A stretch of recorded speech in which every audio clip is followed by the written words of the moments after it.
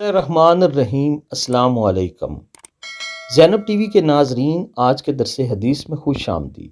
ناظرین کرام، آج کے درس حدیث کا موضوع ہے ہر ملاقات پر سلام۔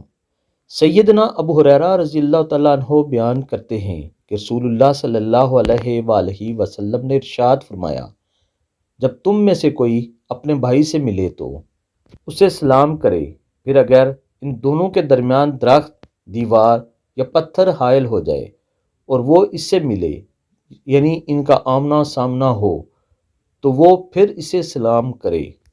ناظرین کرام، مفہوم حدیث یہ ہے، جب بھی دو لوگوں کے درمیان ملاقات ہو، چاہے دن میں کتنی بار ہی کیوں نہ ہو، ہر دفعہ ملنے والے ایک دوسرے کو سلام کریں۔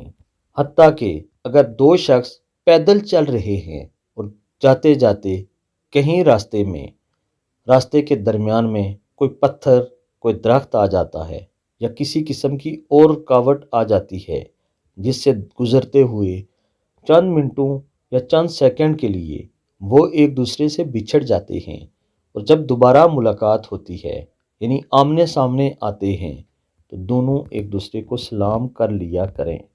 یعنی سلام کا مطلب یہ ہے کہ سلامتی کی دعا دینا۔